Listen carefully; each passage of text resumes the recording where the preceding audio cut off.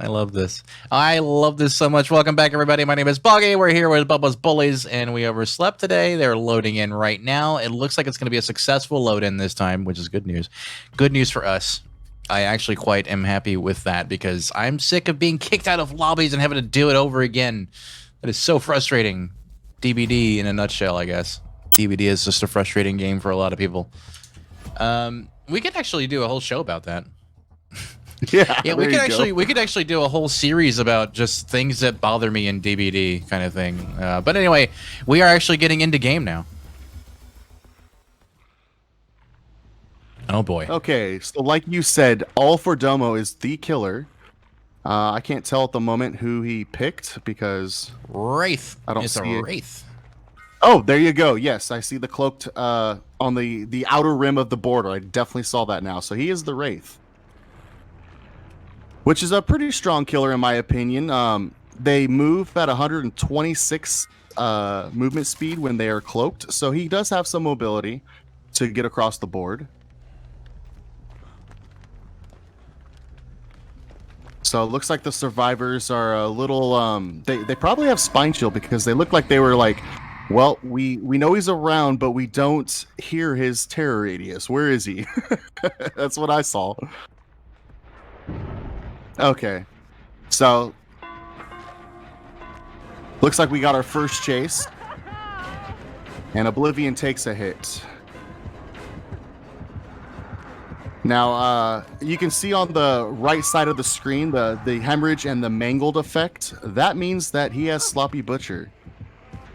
In case you're wondering, as a survivor, you know, that's one way to identify the perks that the killer has. So there's his first hook. He gets 2 more, and it's a guaranteed win.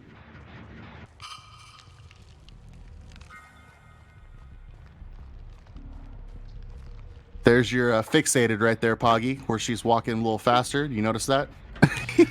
I actually did notice it, and that's kind of why I stuck there for a second, because I wanted to say something, but I was like, no, I'm not going to bother. I'm just not going to say it. I'm just fine. We're good.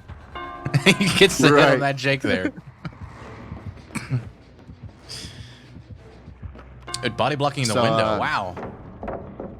Yeah, that was interesting, and Zed did a really good job there. Unfortunately, he had to throw the pallet, the God pallet, but I think, you know, it was a good play. Now, if he throws this pallet, he's kind of camping it right here. Oh, and he goes down. Sometimes you don't want to throw. Sometimes you don't want to throw pallets that are right next to a pallet that you just threw, because then it creates a dead zone. So what I usually like to do is I'll throw a pallet, and then if I have to take a hit to rotate to the next pallet, not the one that's right next to the one that you just threw, then you kind of maintain some things to work with later in the game.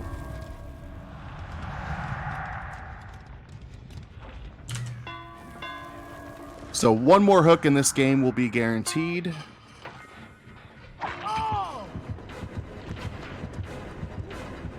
All right, so let's see how G-Man runs this.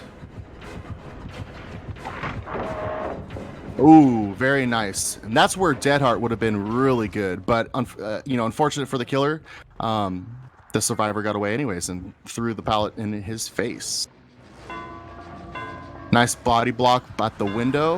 You can definitely see that Domo's got a lot of skill when it comes to being killer. Oh. Yeah, he definitely understands how to kind of hit and run and keep moving around. I mean, he's basically running a hit and run build. When we see the Sloppy Butcher, we kind of know that's what they're going to be doing. Right. So that was a really good gen to get out of the way. It's right there by the dumpster at the preschool. It's right in the middle. There's nothing really around it besides the pallet that's at the car, which is very unsafe. So it's a good generator to get rid of right early. The next generator that I'd focus on would be the other generator in the middle by the emergency van there. The paramedics van. If you can get that out of the way, it's going to create a longer distance for the killer to travel to patrol.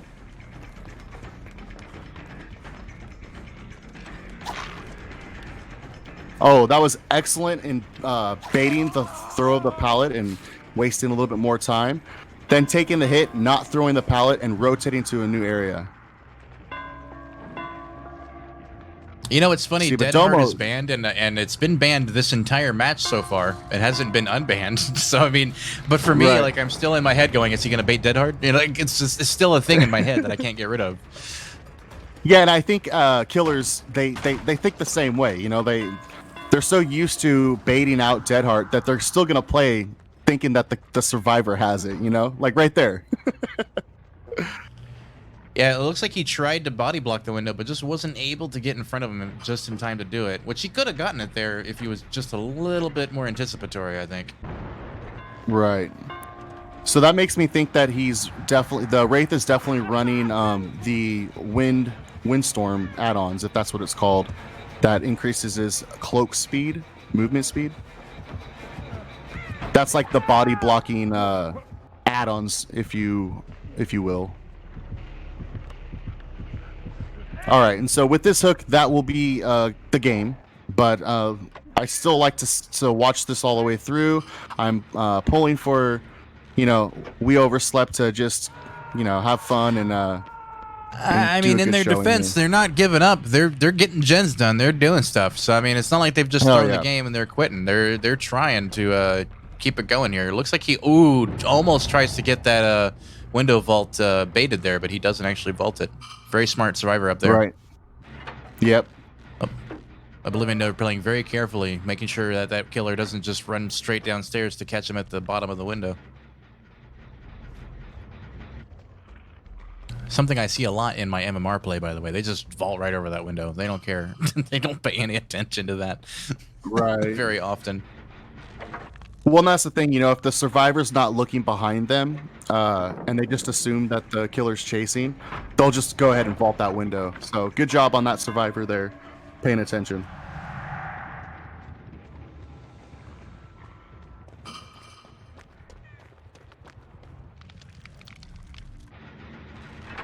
So we'll see if Dwight can get off the hook before struggle phase. I'm assuming he will. Oh, maybe not, because this is the person going for the save, and she is in chase. Yeah. So I'm assuming Dwight's in struggle. Mm-hmm. Yeah, Dwight is struggling right now, and Salty Medic now also going to get a hook. Right. Hey, 69 is the current score. Nice. Oh, I feel like I'm in high school. He had to get another hook. How dare he? Well, no, this is a preschool, right. Or I guess a kindergarten. Yeah, even more appropriate, right? Yep, I am the captain of appropriate decisions. That's that should be my role in this entire thing. So it looks like 2 people on hooks, and I don't know. Are they going for the saves? I thought maybe they would just go ahead and let them die on a hook. I thought maybe that was the plan, just to not give them any more points, kind of like PJS did, but in reverse. Yeah, but I think at this point, yeah, I think they just want to play the game through, and Domo's obviously not letting up. They're he's kind of like the Patriots of 2000, just stomping people right now. Yep, he does not care. He's going to do it. And Wraith is not really, I wouldn't say Wraith is a throwaway killer, but definitely not S tier or even A tier, in my opinion. He could be in the right hands. Alfredomo showing us that's reality here. Right. Yeah, really strong play out of both the killers. Mm-hmm. That was interesting. He whiffed on that one. He even has a target on his back and still couldn't get him. Interesting. Right. And getting the down there on the Salty Medic. Oh, little DS. Decisive strike. Very nice. And we got to see it from a different angle. I don't think I've ever seen decisive strike from that angle. Now we'll see if Domo doesn't like that and gives chase to, the Nia for stabbing him in the back. Apparently not. No, he doesn't seem to care that much. Nolferdomo seems to have a very level head and doesn't get tilted very easily, it seems. That's true. Yeah. Very nice window So that was a fake good there. bait. Yeah, absolutely. You definitely notice that these this team in general, they have skill. It's just, you know, they're just playing against a really strong team, you know. So I think that really is what it comes down to. It's just the other team is just that much stronger than they are. I mean, they're still a strong team. We Overslept is still yeah, able to do quite a lot, but just not able to pull it against Bubba's. exactly. So we'll see if Domo throws this survivor in the basement. Might as well. He sure will.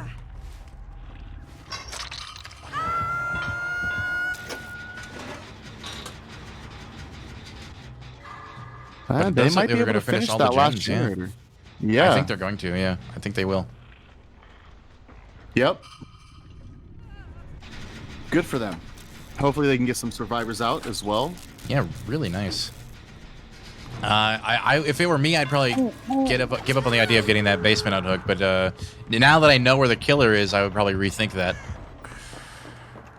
Well, that's what I'm saying. Exactly, you know, a lot of I think a lot of killers, you know, at an early stage, they think that throwing the survivor in the basement's good, but it wastes a lot of time, in my opinion. And when I play killer, I rarely put the survivors in the basement.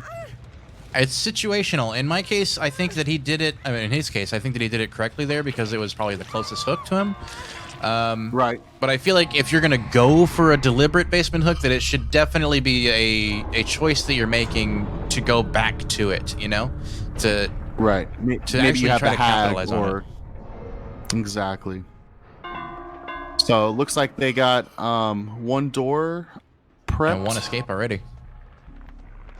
So then two doors might be open here in a second. Yep. Really nice. I mean, they got a 3 escape there. Yeah, absolutely. So great game. I think it's just a little too late. God damn, look at the race score though. I mean, come on. Come on. The Wraith is a freaking blood point god. Let's be real. Right. I mean, well, it's like the Legion. Like the Legion always going to score, 30,000 blood points. Yeah, You know? it's just how it goes because you're just uncloaking and getting those hits and just deviousness points galore, you know. So it's a beautiful thing.